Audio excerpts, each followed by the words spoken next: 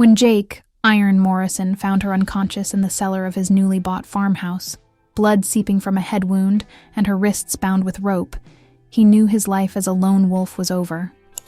The leader of the Nevada Hells Angels had bought the abandoned property to disappear from the world, not to become someone's savior. But as he carried her fragile body up those creaking stairs, her face pale as moonlight against his leather jacket, something shifted in his chest, something that felt dangerously close to hope. The farmhouse had been his escape plan. After 15 years of running the most feared motorcycle club in the Southwest, Jake needed silence. The kind of silence that came with empty roads, no brothers depending on his decisions, and no rivals plotting his death. He'd paid cash for the decrepit property outside Reno, 60 acres of broken dreams and rotting wood that nobody wanted. Perfect for a man trying to forget who he used to be. The realtor had been nervous, fidgeting with her keys as she showed him around the property. "You should know about the history, Mr. Morrison. A family disappeared here 20 years ago. Police investigation went nowhere.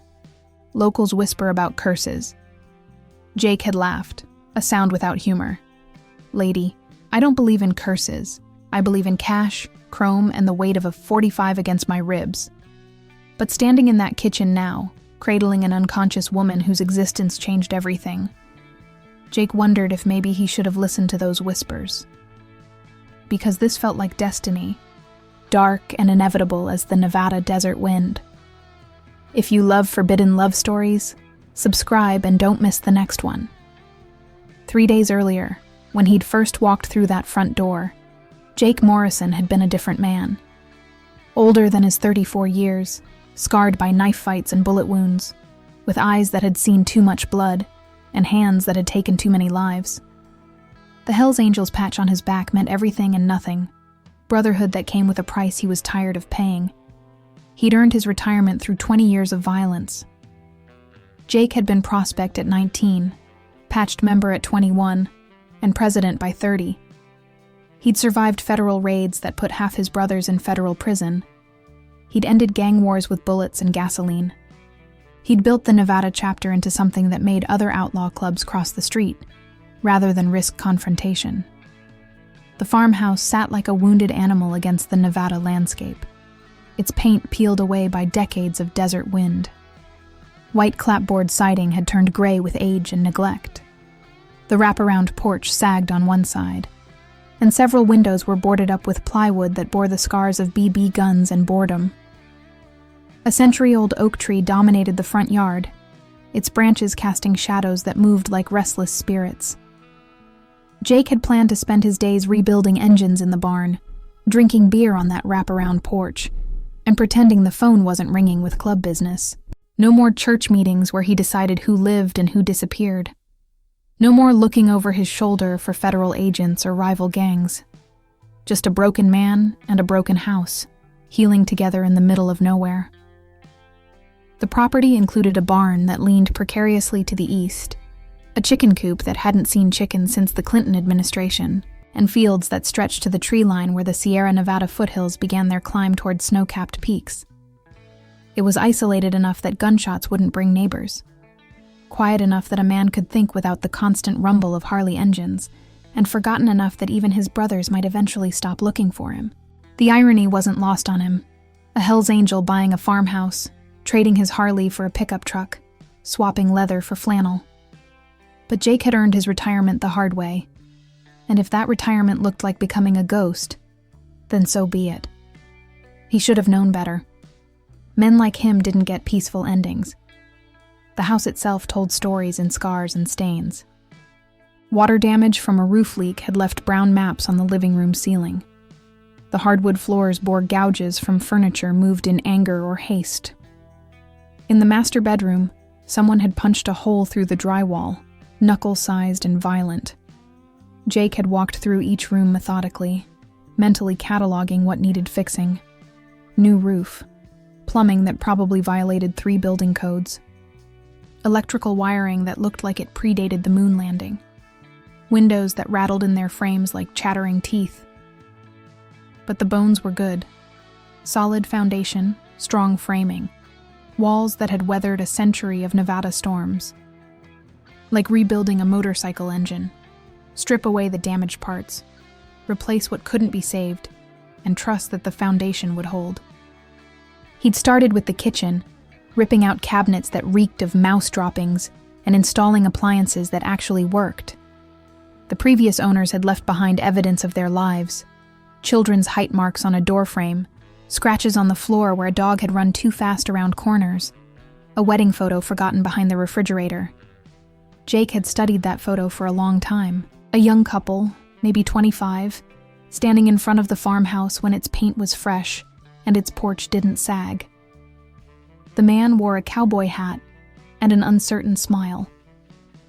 The woman held a baby, her expression radiating the kind of contentment that came from believing life would always be this simple. 20 years later, they were gone. The photo was cracked and faded, abandoned like the dreams that had built this place. Jake had thrown it away, but the image haunted him. What kind of disaster could erase an entire family so completely that even their memory became local legend? What force was strong enough to turn hope into ghost stories?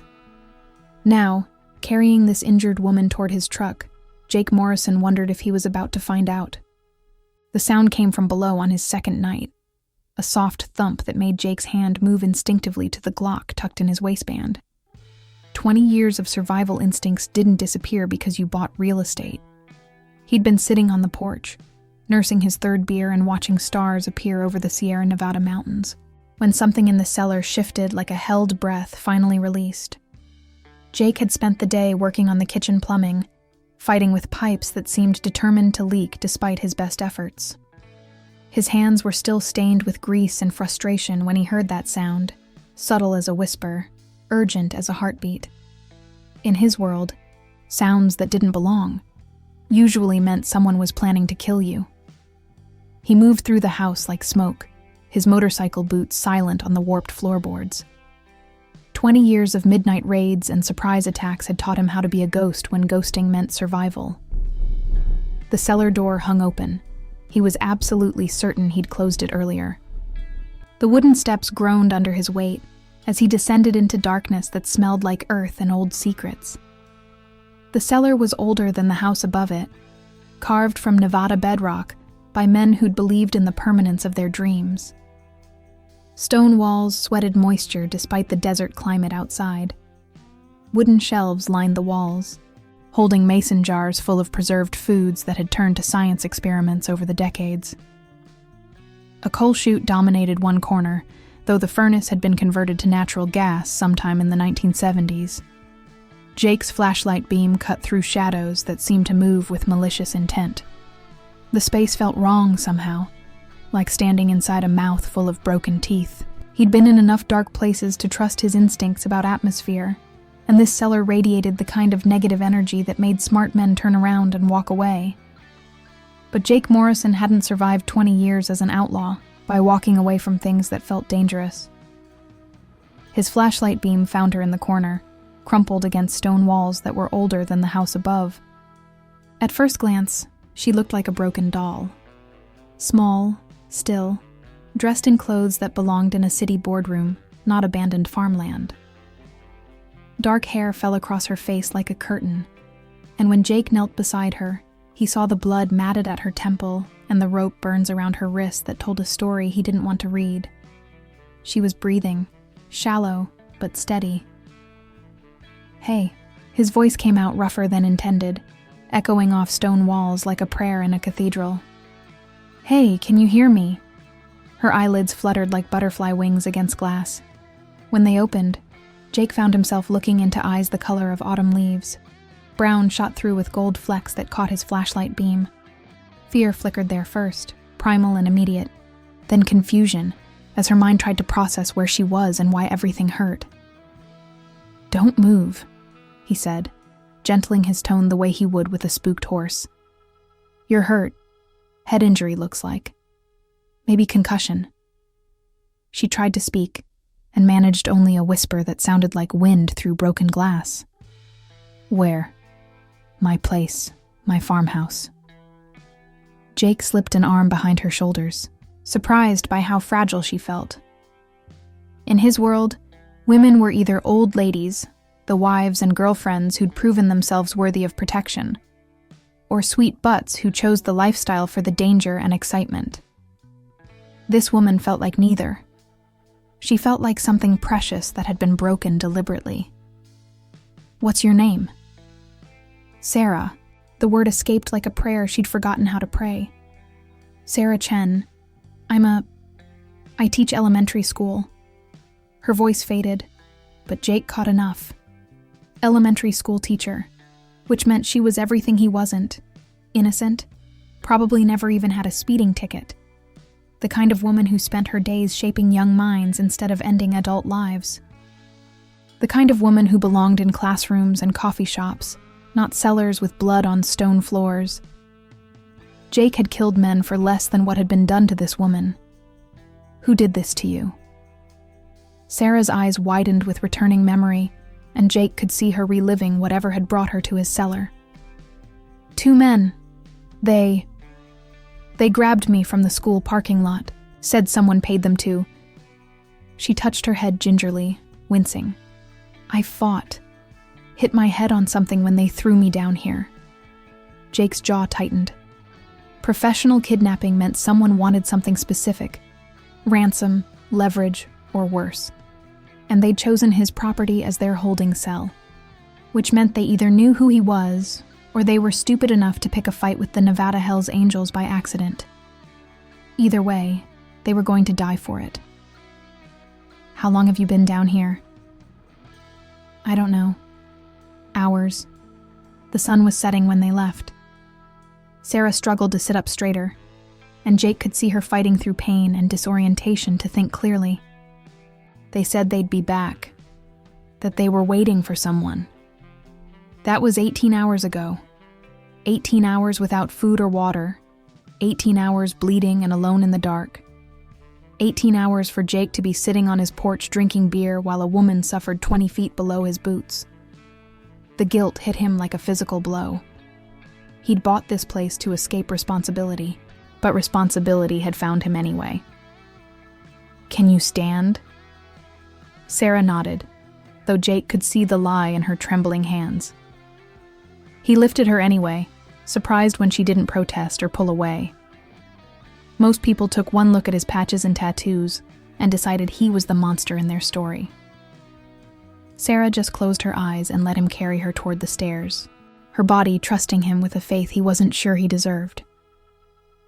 "My phone," she whispered against his shoulder. "I need to call the police. My sister will be worried sick." "No phones. Not yet." Jake's voice carried the authority of a man used to being obeyed, even when he was carrying wounded school teachers out of cellars.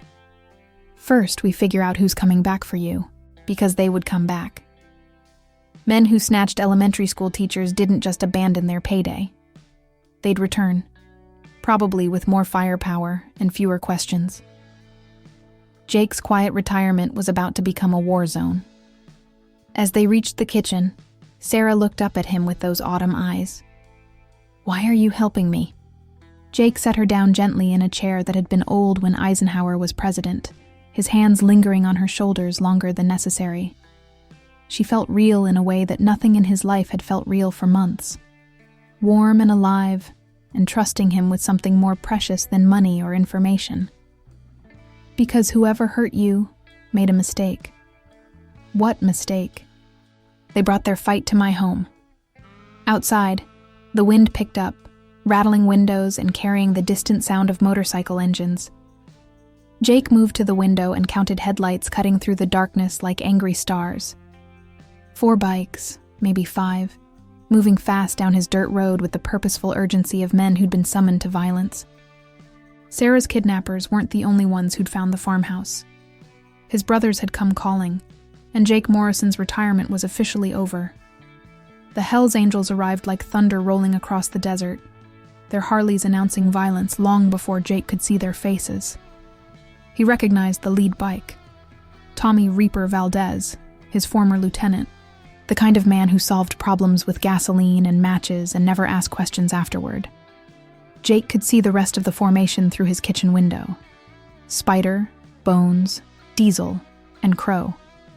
His inner circle, the men who'd followed him through federal raids and gang wars, who'd bled with him and killed for him and never once questioned his judgment. Until now. "Stay in the kitchen," Jake told Sarah, checking his .45. "Whatever happens, don't come out unless I call for you." She grabbed his wrist as he turned away. Her fingers barely circled his forearm, but her grip was surprisingly strong for someone who'd spent 18 hours bleeding in a cellar. "Are they here for me?" "No." Jake met her eyes, seeing fear there but also something else, determination. This woman had backbone. "They're here for me." The engines cut off in unison, and Jake heard boots on his porch. He opened the front door before they could kick it in, knowing that protocol mattered with men like these. Show weakness, and they'd test boundaries. Show strength, and they'd follow you into hell. Iron. Tommy pulled off his helmet, revealing the spiderweb tattoo that covered half his skull. A prison tattoo that told everyone exactly what kind of man they were dealing with. "Heard you bought yourself a retirement home." "Tommy. Boys." Jake stepped onto the porch, closing the door behind him. 4 other Hell's Angels flanked Tommy. Younger men with hungry eyes and quick tempers. The kind of brothers who joined the club for the violence and stayed for the family. Little late for a social call. Club business doesn't keep bankers' hours. Tommy's smile held no warmth. "Got word you've been avoiding church meetings. Brothers are starting to wonder if you forgot your obligations. I'm taking some time." "Time?" Tommy laughed, but there was no humor in the sound. "You're the president of the Nevada chapter, Iron. You don't get to take time. You took an oath, same as all of us. Brotherhood until death. Club before everything else." Jake felt the familiar weight of leadership settling on his shoulders, like chains forged from 20 years of violence and loyalty. These men had followed him into gunfights and federal raids. They'd bled with him, killed for him, gone to prison, rather than betray him. They'd given him their absolute loyalty, and in return, he'd given them purpose and protection, and a family that would never abandon them. But tonight, for the first time in 20 years, Jake Morrison didn't want to be their leader. "Whatever this is about can wait until morning." "Can't wait." Tommy stepped closer, and Jake could smell gun oil and cigarettes and the particular scent of men who lived on the edge of violence. "We got problems with the Diablos. They hit one of our supply runs last night, took everything. Word is they're planning something bigger." The Diablos. Jake's oldest enemies, the reason he had more scars than unmarked skin. For 5 years they'd been testing boundaries, probing for weakness, waiting for the Nevada Hell's Angels to show vulnerability. If they were escalating, blood would follow as surely as sunrise. "How many did we lose?" 3 dead. Johnny's in intensive care. Might not make it. Tommy's voice hardened with the particular anger that came from losing family. "This ain't the time to go soft, Iron. The boys need their president. They need to know you're still the man who burned down the Diablo's meth lab in '98. From inside the house came a soft crash, something falling in the kitchen, maybe a glass or a plate. Tommy's eyes sharpened with predatory focus. "You got company?" "Nobody important." But Tommy was already moving past him, hand instinctively moving to the knife sheathed on his belt. Jake blocked the doorway, and the 2 men who'd been brothers for 15 years faced each other across a threshold that suddenly felt like enemy territory. "I said it can wait." "Since when do you keep secrets from your brothers?" Tommy's voice carried across the porch like a challenge. "Since when do you put some random piece of ass before club business?" The insult hit Jake like a physical blow, not because it was crude. He'd heard worse in church meetings, but because somewhere in the last 6 hours, Sarah Chen had become something more than a stranger he'd saved. She'd become something worth protecting, worth choosing over the brotherhood that had defined his adult life. "Watch your mouth, Tommy." "Or what? You gonna forget I've been watching your back for 15 years? Tommy pushed closer. close enough that Jake could see the disappointment in his eyes. You gonna forget who you really are? Who he really was. Jake Morrison, president of the Nevada Hells Angels. A man who'd earned respect with blood and fear, and decisions that left permanent marks on his soul. A man who didn't walk away from fights or hide behind farmhouse doors when his brothers needed him. But when he looked through the window and saw Sarah's silhouette moving carefully around his kitchen, tending to her wounds with supplies from his first aid kit, Jake realized something fundamental had shifted. For 20 years he'd been a weapon. Sharp, reliable, deadly. Tonight he wanted to be something else. He wanted to be the kind of man who deserved the way Sarah had looked at him when he carried her from that cellar. "I'll be at church tomorrow night," Jake said finally. "We'll deal with the Diablos then." Tommy studied his face for a long moment, reading 20 years of shared history in Jake's expression. "You better be, Iron. Because if you're not, the boys might start wondering if their president has forgotten his oath. And when brothers start wondering about loyalty." He didn't finish the sentence. He didn't need to. They both knew what happened to Hell's Angels who put anything before the club. The desert outside Reno was full of shallow graves that testified to the price of divided loyalties. Tommy and his men mounted their bikes and roared into the darkness, leaving Jake alone with the weight of choices that would define the rest of his life. When he turned back to the house, Sarah was standing in the doorway, her face pale but determined. "I heard what he said." Her voice was soft but steady. "About putting me before your club. You shouldn't have been listening." "Maybe not." Sarah stepped onto the porch, close enough that he could smell her shampoo. Something clean and innocent that had no place in his world of blood and gasoline. "But I'm glad I did." "Why?" She reached up and touched the Hells Angels patch on his jacket, her fingers tracing the Death's Head logo that had defined him for 2 decades. Most people flinched away from that patch, understanding instinctively that it represented something dangerous and unforgiving. Sarah touched it like she was blessing it. "Because now I know what kind of man you really are. You have no idea what kind of man I am. You're wrong." Sarah's autumn eyes met his without flinching. "You're the kind of man who carries wounded strangers from dark places. You're the kind of man who stands between his people and the things that would hurt them, even when standing up costs you everything. I've killed people, Sarah. More than I can count. I know. I've done things that would give you nightmares. Things that would make you run screaming if you knew the details. I know that too." Her hand moved from his patch to his cheek, and Jake's breath caught. "But tonight, in that cellar, you were my guardian angel." The irony made him laugh, a sound without humor. Hell's Angels don't get into heaven. Maybe not. Sarah's thumb traced the scar that ran from his ear to his jaw, a souvenir from a knife fight in Bakersfield 10 years ago. But sometimes they save people anyway. Jake caught her wrist gently, his calloused fingers wrapping around bones that felt delicate as bird wings. "The men who took you will come back. I know. And my brothers expect me to choose the club over everything else. Always. I know that too. So what are we doing here, Sarah?" She stepped closer, until her body was almost touching his, until he could feel the heat radiating from her skin. "I don't know.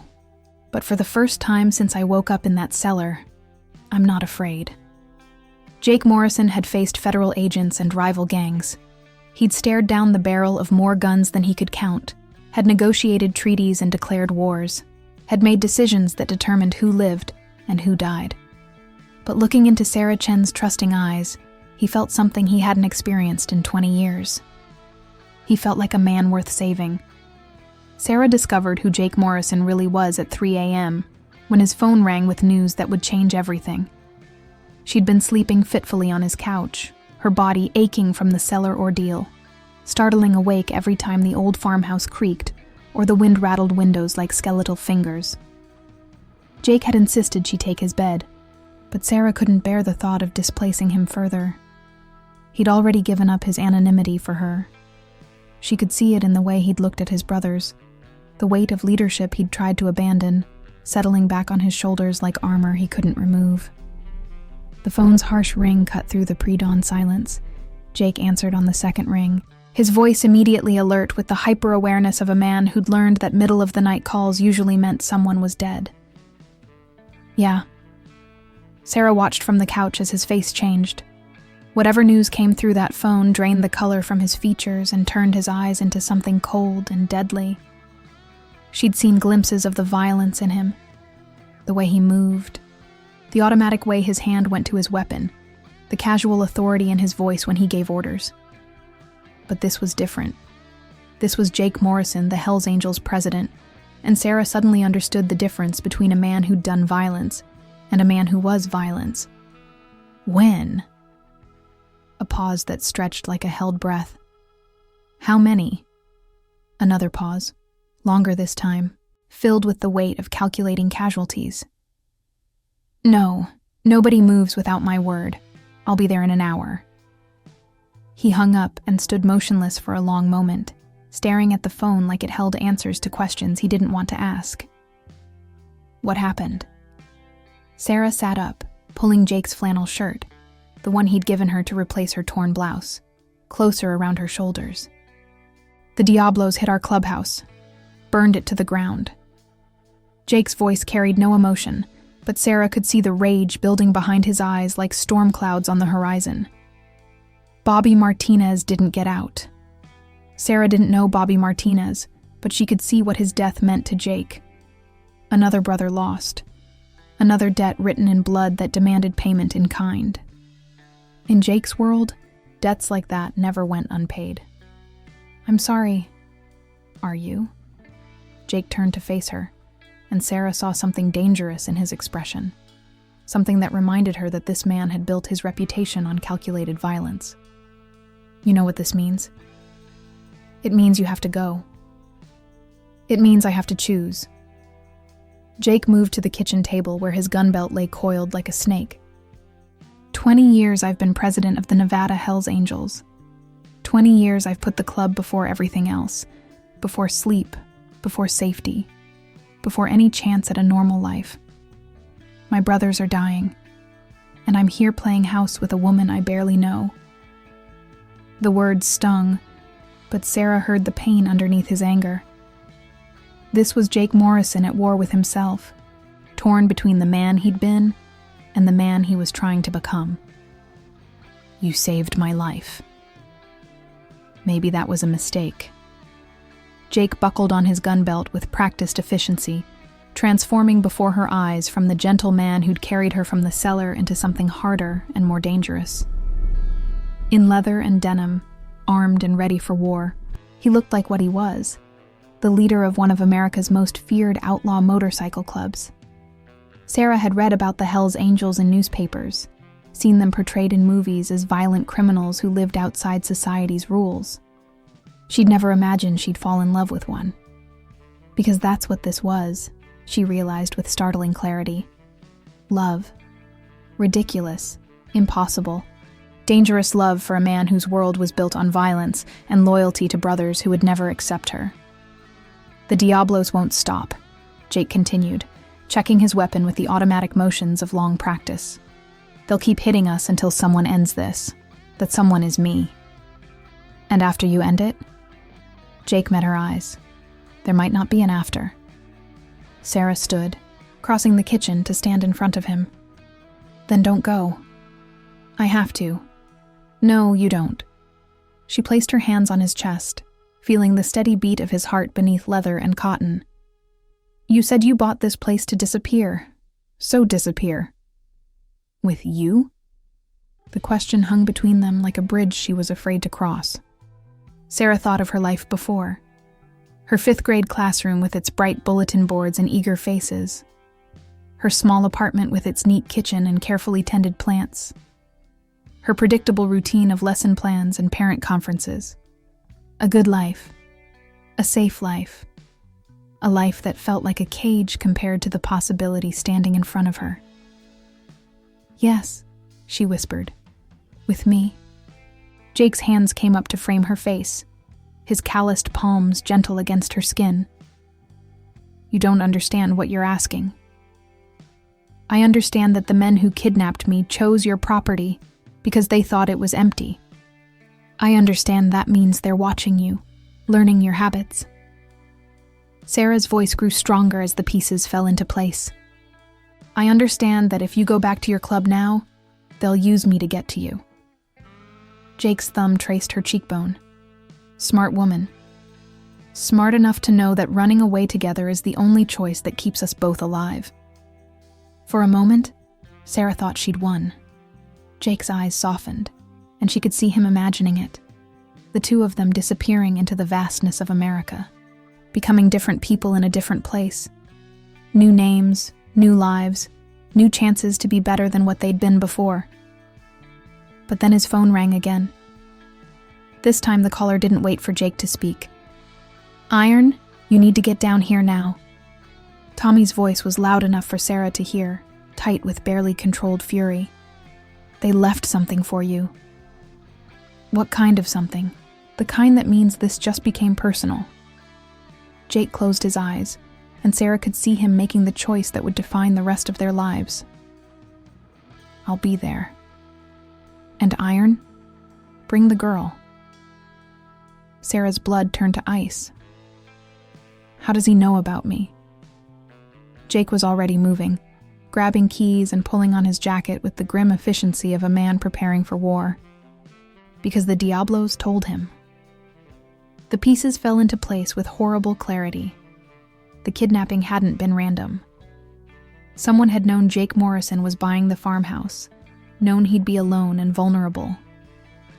They'd used Sarah as bait, counting on his conscience to make him save her, counting on his growing attachment to make him vulnerable. Now the trap was closing around both of them. They wanted you to find me, Sarah said. Yeah. This is all my fault. Jake stopped and pulled her against him, his arms fierce and protective. None of this is your fault, but we're out of choices now. What do you mean? I mean the only way to keep you safe is to end this war. Jake kissed her forehead, and Sarah tasted goodbye in the gesture. And the only way to end it is to be who I really am. Who you really are is the man who carried me out of that cellar. No, Sarah. Jake stepped back, and she could see him rebuilding the walls that leadership required. Who I really am is Jake Morrison, president of the Nevada Hells Angels, and presidents don't walk away from their wars. He was at the door when Sarah called after him. Jake. He turned. Don't let them turn you back into something you're trying not to be. Jake Morrison looked at her for a long moment, memorizing her face like he was afraid he'd never see it again. Too late for that, darling. I was never anything else. The door closed behind him with the finality of a coffin lid, leaving Sarah alone in a farmhouse that suddenly felt more like a prison than a sanctuary. Outside, she heard the rumble of his Harley coming to life, the sound growing fainter as Jake Morrison rode toward whatever fate waited for him in the ruins of his clubhouse. Sarah Chen, elementary school teacher from Reno, sat in the kitchen of an abandoned farmhouse and realized that loving a Hell's Angel meant learning to live with the constant possibility of loss. Every time Jake walked out that door, it might be the last time she saw him alive. But she also realized something else. She'd rather have one day of this dangerous, uncertain love than a lifetime of the safe, predictable existence she'd left behind. Because for the first time in her 32 years, Sarah Chen felt truly alive, even if that life came with the constant threat of death. Jake found Sarah's purse nailed to the clubhouse door, but it wasn't the only thing waiting for him. The Nevada Hells Angels headquarters had been reduced to twisted metal and ash, but the Diablos had made sure their message survived the fire. Sarah's brown leather bag hung like a trophy against charred wood, her wallet open to display her teacher's ID, her keys glinting in the morning sun. But below the purse, nailed to the blackened door with railroad spikes, was something that made Jake's blood run cold. A manila envelope marked, "For Iron Eyes Only," in blood-red letters. Tommy stood beside Jake, both men staring at the grotesque display. Around them, 20 Hell's Angels waited for their president's orders, their faces grim with the particular anger that came from seeing their home burned and their brother murdered. Some cleaned weapons. Others simply watched the road, expecting more violence. "You want me to open it?" Tommy asked. "No." Jake pulled the envelope free, feeling the weight of photographs inside. "This is meant for me." The first photo hit him like a physical blow. Sarah Chen, walking out of Reno Elementary School, unaware she was being watched. The timestamp showed it was taken 3 weeks ago, long before Jake had ever heard of her. The second photo showed her at a coffee shop reading a book. The third showed her at a grocery store, selecting produce with the careful attention of someone who lived alone. Someone had been hunting her for weeks. But it was the fourth photograph that changed everything. Sarah Chen, standing next to an older man in a judge's robes, both of them smiling at a graduation ceremony. The back of the photo bore a handwritten note. Sarah Chen Martinez, adopted daughter of federal judge Robert Martinez. Ring any bells, Iron? Jake's hands shook as the implications crashed over him. Judge Robert Martinez, the federal prosecutor who'd sent half the Nevada chapter to prison in the early 2000s. The man who'd made it his personal mission to destroy the Hell's Angels, one RICO conviction at a time. The enemy who'd cost Jake more brothers than any rival gang ever had. And Sarah was his daughter. "What is it?" Tommy stepped closer, reading Jake's expression. "What's in the photos?" Jake handed him the pictures without a word. He watched Tommy's face change as he processed the information, saw the exact moment when understanding turned to betrayal. "Jesus Christ, Iron, she's Martinez's daughter." "Adopted daughter," Jake corrected, though the distinction felt meaningless. "Does it matter?" Tommy's voice carried 20 years of accumulated rage. "Her old man put Spider away for 15 years. He's the reason Bones died in federal lockup. And you've been protecting her?" More photographs spilled from the envelope. Sarah at a law school graduation. Apparently she had a law degree she'd never mentioned. Sarah at what looked like a family barbecue, surrounded by people who looked suspiciously like federal agents and their families. Sarah at a charity event for families of fallen police officers. Each image felt like another knife in Jake's back. The final item in the envelope was a letter, typed on expensive paper. "Iron Morrison, President, Nevada Hell's Angels. By now you've discovered who your little school teacher really is. Sarah Chen Martinez, adopted daughter of the man who's destroyed more of your brothers than bullets ever have. We've been watching her for months, waiting for the right opportunity. When we learned you'd bought the Martinez family's old property, oh yes, that farmhouse belonged to the judge's biological family before they disappeared, we knew fate was giving us the perfect weapon. Did she tell you she was just an elementary teacher? Did she mention the law degree from Stanford? Did she happen to bring up that she spent last summer interning at the FBI field office in Sacramento? We kidnapped her knowing you'd save her. We counted on your conscience, your need to be the hero. We counted on you falling for the innocent act, and it worked perfectly. Now here's our offer. Come to the old mining camp outside Carson City. Midnight. Come alone and we'll let her live. Refuse, and we'll send her back to Daddy in pieces. Either way, this ends tonight. Carlos Mendoza, President, Nevada Diablos." Jake read the letter 3 times before the words fully registered. The farmhouse. Sarah's family's original property. Her law degree. The FBI internship. Every moment they'd shared. Every word she'd spoken. Every touch that had made him believe he could be something better than what he was. All of it built on lies. "She played you," Tommy said quietly. "Played all of us." But even as Jake's rational mind accepted the evidence, something deeper rebelled against it. He remembered Sarah's eyes when he'd found her in the cellar. The genuine terror, the real pain. He remembered the way she'd touched his Hell's Angels patch without flinching. The way she'd stood up to Tommy without backing down. Either she was the greatest actress he'd ever met, or there was more to this story. "I need to call her," Jake said. "Iron, I need to hear her explain this." Jake pulled out his phone and dialed the farmhouse number. Sarah answered on the second ring. "Jake." Her voice was shaky but relieved. "Thank God. Are you all right? I heard on the news about the fire. We need to talk." Something in his tone must have warned her. "What's wrong? Tell me about your father." Silence stretched across the connection. When Sarah finally spoke, her voice was small and confused. "My father? He died when I was 2. Car accident. Why? Your adopted father." Another pause, longer this time. "How do you know about Robert?" "So you admit it."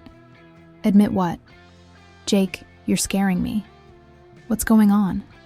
"Judge Robert Martinez, the man who's been destroying Hell's Angels for 20 years.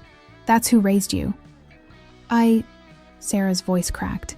"I don't understand." "Yes, Robert Martinez adopted me when I was 7, but he's not a judge anymore. He retired 5 years ago. He's been battling Alzheimer's since then." "Jake, what does this have to do with anything?" "The Diablos left me photos, Sarah. You and Martinez together. You at law school.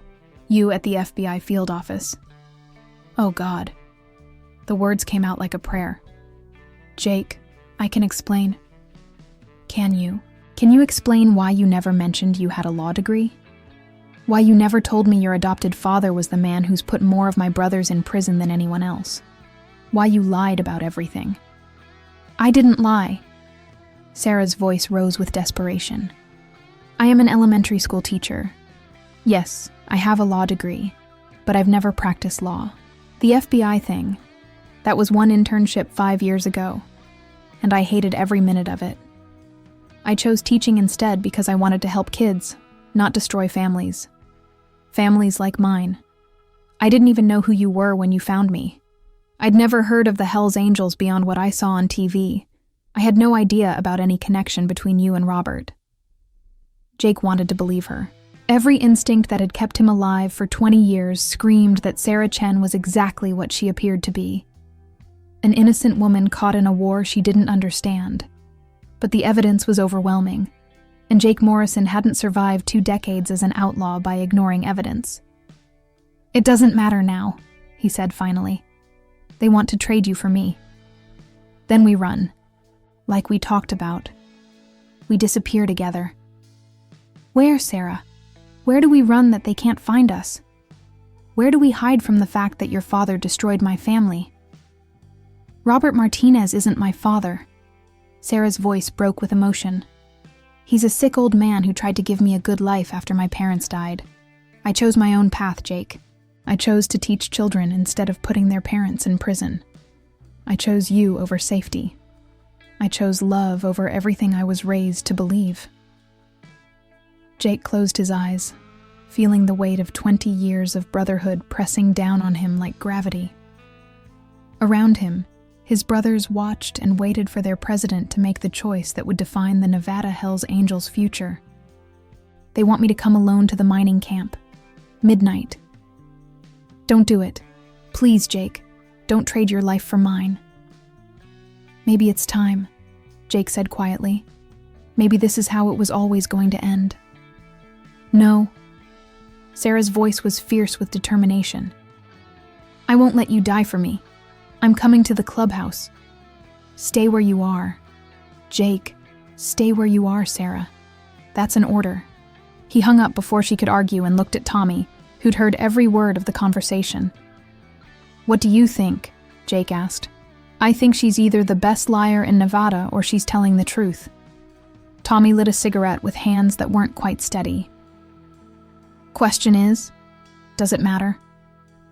Jake studied the photographs again, trying to see past the surface to the truth underneath.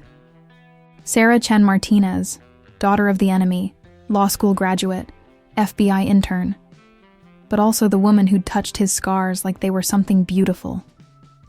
The woman who'd trusted him completely when she had every reason to be afraid. Get the boys ready," Jake said finally. "We're going to the mining camp." "All of us?" Jake looked at the ruins of their clubhouse, at the place where Bobby Martinez had died, simply for being a Hell's Angel. He thought about 20 years of brotherhood, of oaths that bound men closer than blood, of the price that came with wearing the patch. And he thought about Sarah Chen, who might be the enemy's daughter, or might just be a woman who'd made the mistake of falling in love with the wrong man. "All of us," Jake confirmed. "If I'm going to die tonight, I'm dying with my brothers." But as he prepared for what might be his final ride, Jake Morrison couldn't shake the feeling that the truth was bigger and more complicated than photographs could capture. Unfortunately, he was about to run out of time to figure out what that truth really was. Sarah Chen had never fired a gun in her life, but love was a hell of a teacher. She'd hung up the phone and sat in Jake's farmhouse kitchen for exactly 3 minutes, staring at the walls that had become her sanctuary and her prison. 3 minutes to process the fact that her entire world was collapsing around the revelation of a connection she'd never known existed. 3 minutes to understand that the man she loved was riding toward his death because of who she was. Then she opened Jake's gun safe. The combination was his Hell's Angels membership number, something he'd mentioned casually while showing her around the house, and found his backup. 38. The drive to the mining camp took 45 minutes through Nevada backroads that twisted through desert landscape like scars on the Earth's surface. Sarah used every minute to think, to plan, to prepare herself for what she was about to do. She'd never been violent, never even raised her voice to a student, but tonight she was driving toward a war zone with a loaded gun and murder in her heart, because Jake Morrison was going to die unless she stopped it. The mining camp appeared in her headlights like something from a post-apocalyptic nightmare. Abandoned since the silver ran out in 1987, the site was a graveyard of industrial ambition. Rusted machinery, collapsed buildings, and holes in the earth that led to tunnels no one had explored in decades. The perfect place for men to kill each other away from witnesses. Sarah parked Jake's pickup behind a boulder formation and crept closer on foot, her teacher's flat slipping on loose gravel as she navigated the treacherous terrain. The .38 felt impossibly heavy in her hands, and she had to fight every instinct that screamed at her to turn around and run. But she'd made her choice the moment she'd answered Jake's phone call. The Hell's Angels had arrived in force. Sarah counted at least 30 motorcycles hidden among the rocks, their riders invisible in the shadows. Tommy's voice carried across the camp as he coordinated positions, transforming the abandoned mine into a fortress. "Southeast ridge covering fire on my mark. Copy that. Target acquired. Remember, we get iron out alive. Everything else is secondary." These weren't the mindless criminals she'd seen portrayed in movies. They moved like soldiers, communicated like professionals, fought like men who'd done this before and expected to survive to do it again. For the first time, Sarah truly understood what Jake Morrison had built in the Nevada Hell's Angels. Not just a motorcycle club, but a family willing to die for each other. The Diablos had chosen their position well, using the mine's main building as cover while controlling the access roads. Sarah could see at least 20 men, all heavily armed, all watching the approaches for the Hell's Angels assault they knew was coming. But they weren't watching for one desperate woman with everything to lose. Sarah found Jake in the center of it all, exactly where she'd known he would be, in the most dangerous position, drawing enemy fire to protect his brothers. He was pinned behind an overturned ore cart, blood seeping through his jacket from what looked like a grazing wound to his shoulder, returning fire against impossible odds. Even wounded, even outnumbered, he fought with the deadly precision that had made him president of the Nevada Hell's Angels. But Sarah could see what his brothers couldn't. Jake Morrison was ready to die. He wasn't fighting to win. He was fighting to make his death meaningful, to buy time for his brothers to escape, to end the war through sacrifice instead of strategy. Carlos Mendoza was stalking him, using the chaos to close the distance for a kill shot. Sarah watched the Diablos' leader moving through the ruins like a predator who'd finally cornered his prey, In 30 seconds, maybe less, the man she loved would be dead. Sarah had never killed anything larger than a spider. She raised Jake's 38, lined up the sights the way she'd seen in movies, held her breath the way her high school physics teacher had taught her to steady her hands during lab experiments, and pulled the trigger. The recoil nearly broke her wrist, and the bullet went wide, striking a piece of rusted machinery somewhere to Carlos's left. But the shot was close enough to make him dive for cover and shout a warning to his men. "Sniper on the north ridge! We got flankers!"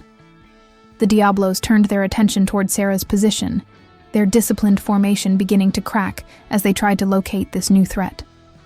Sarah fired again and again, each shot more confident than the last.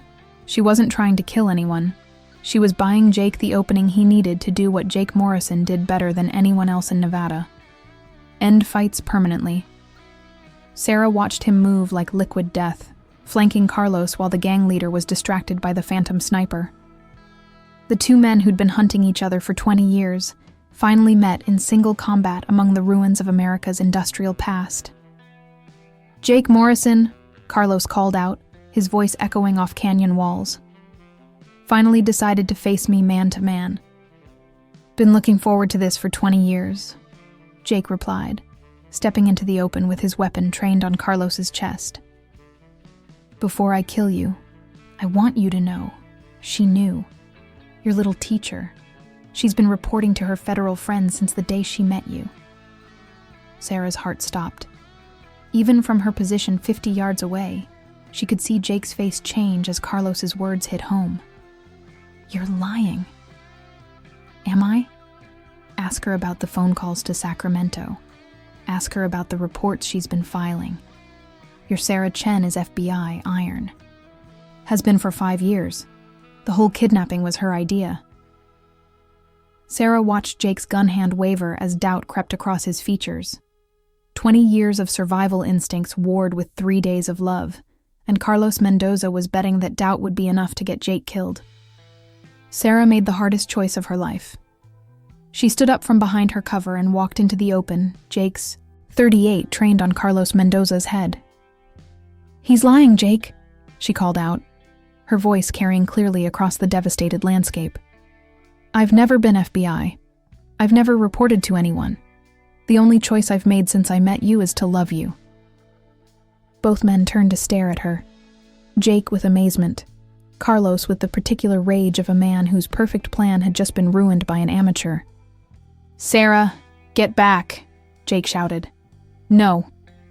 Sarah kept walking, kept her gun trained on Carlos, kept her voice steady despite the fact that her heart was beating so hard she could barely breathe.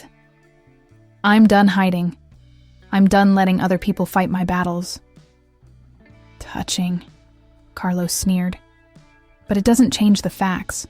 She's Robert Martinez's daughter, the enemy's family. You want to know the truth about Robert Martinez?" Sarah's voice rose with 25 years of suppressed anger.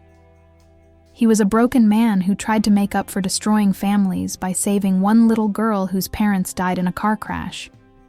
He never told me what he did for work until I was 18. By then, I already knew I wanted to teach, not prosecute. I chose love over law, Mr. Mendoza. I chose Jake over everything I was raised to believe." "Pretty speech," Carlos said, "but you're still the enemy's—" Sarah pulled the trigger. The bullet caught Carlos Mendoza's center mass, and he went down hard, his weapon flying into the darkness. Around the camp, Diablos and Hell's Angels alike stopped fighting, waiting to see what would happen next. Sarah walked over to where Carlos lay bleeding and dying, her 38 still trained on his chest. "I am not my father," she said quietly. "I am not my past. I am not what you thought I was. I am Sarah Chen, and I choose who I love." Carlos tried to speak, probably to curse her or threaten some final revenge. Sarah didn't let him finish. She put 2 more bullets in his chest and watched the light die in his eyes. When she turned around, Jake was staring at her like he'd never seen her before. "Sarah, is it over?" she asked, looking past him to where Diablos were dropping their weapons and raising their hands in surrender. "It's over." Sarah nodded once and dropped the gun. Her hands were shaking so badly she could barely stand, but she'd done what needed to be done. She'd chosen her future over her past, love over fear, Jake Morrison over everything she'd been taught to believe about right and wrong. And for the first time since waking up in that farmhouse cellar, Sarah Chen felt truly free. 6 months later, Sarah stood in the Nevada Hells Angels clubhouse, watching Jake teach her how to strip a motorcycle engine, and marveled at how completely her life had changed. "The key is patience," he was saying, his hands guiding hers as they worked together to remove the cylinder head from his rebuilt shovel head. "You can't force it. Metal has its own wisdom, its own way of coming apart. Push too hard and you'll break something that can't be fixed." Sarah smiled at his philosophy. Everything with Jake came back to respect. Respect for machines, for brothers, for the desert that had shaped him into the man she loved. Even love, she'd learned, was about respect. Respecting each other's past, each other's choices, each other's scars. The clubhouse had been rebuilt bigger and better than before, with reinforced walls and security systems that would make the Pentagon jealous. But it was also home now, in ways the old building never had been. Sarah had insisted on a kitchen that could feed 30 people, a library corner where she tutored the children of Hells Angels members, and a first aid station that could handle everything from scraped knees to gunshot wounds. It wasn't the life she'd planned, but it was the life she'd chosen. "Mrs. Morrison." The voice belonged to Luis, age 7, whose father rode with the Tucson chapter, and whose mother had died in a car accident the previous year. He held up a book, Charlotte's Web, with the pride of someone who'd conquered Mount Everest. "I finished it." "That's wonderful, Luis." Sarah wiped her hands on a towel and knelt to his level, giving him the same attention she would have given any student in her former classroom. "What was your favorite part?" "When Charlotte saved Wilbur. Even though she was just a spider, she saved his life because she loved him." Sarah glanced at Jake, who was pretending not to listen while he continued working on the engine. Sometimes the smallest people can make the biggest difference. "Are you going to have kids with Mr. Jake?" The question caught Sarah off guard. She and Jake had talked about children, carefully, tentatively, both of them aware that raising kids in this world would require navigating complexities that most parents never had to consider. "Maybe someday," she said carefully. "I hope so. You'd make good parents, and the club needs more kids around." After Luis ran off to find his father, Jake looked up from the engine, his hands stained with motor oil, and his eyes soft with affection. "Kids, huh? Apparently the members have been discussing our family planning. What do you think?" Sarah considered the question seriously. Raising children in this world would mean teaching them to navigate both her values and his. Books and bullets, compassion and loyalty, the ability to see nuance in a black and white world. It would mean explaining why their father's friends had scars and prison tattoos, why some people crossed the street when they saw the Hells Angels patch, why love sometimes required violence to protect what mattered most. "I think," she said slowly, "that any child we raise will know how to stand up for people who can't stand up for themselves. They'll understand that family doesn't always come from blood, and that sometimes the most important choice you can make is to love someone the world tells you not to love." Jake's smile was soft and warm, transforming his scarred face into something beautiful. "Sounds about right." That evening, as they sat on the farmhouse porch watching the sunset paint the mountains purple and gold, Sarah thought about the price of the choices they'd made. She'd lost her teaching job. Hard to explain a 6-week absence that ended with marriage to an outlaw motorcycle club president. But she'd gained something more valuable, a sense of purpose that went beyond lesson plans and standardized tests. The Hells Angels had embraced her completely, but acceptance came with expectations. She was the president's wife, which meant representing the club at events, mediating disputes between brothers, being strong when strength was required, and diplomatic when diplomacy could prevent bloodshed. The women of the club, wives and girlfriends who'd carved out lives in this harsh world, had taught her what survival looked like when your family operated outside society's rules. "Regrets?" Jake asked, reading her mood with the accuracy of a man who'd learned to interpret her silences. "No." Sarah leaned against his shoulder, breathing in the scent of leather and motor oil that had become home to her. "But I understand now why you tried to warn me away. This life isn't for everyone. Hell, it's not for most people." "Good thing I'm not most people." Jake's arm tightened around her. "No, you're definitely not." They sat in comfortable silence as stars appeared overhead, tiny pinpoints of light in the vast Nevada sky. In the distance, Sarah could hear the rumble of motorcycles, brothers returning from runs, from business, from whatever kept the club functioning in a world that would rather see them disappear entirely. Her phone buzzed with a text from her former principal. "Position still open if you change your mind. The kids miss you." Sarah deleted the message without responding. Some bridges, once burned, were meant to stay that way. She'd crossed into Jake's world completely, and there was no going back to who she'd been before that night in the cellar. The elementary school teacher who'd worried about lesson plans and parent conferences felt like someone she'd read about in a book, real but distant, part of a life that no longer fit who she'd become. But she wouldn't want to go back, even if she could, because Sarah Chen Morrison had learned something about herself in the darkness of that farmhouse basement, something she'd never known in all her years of safe choices and predictable routines. She was stronger than she'd ever imagined. Strong enough to love a dangerous man. Strong enough to build a life in the margins of society.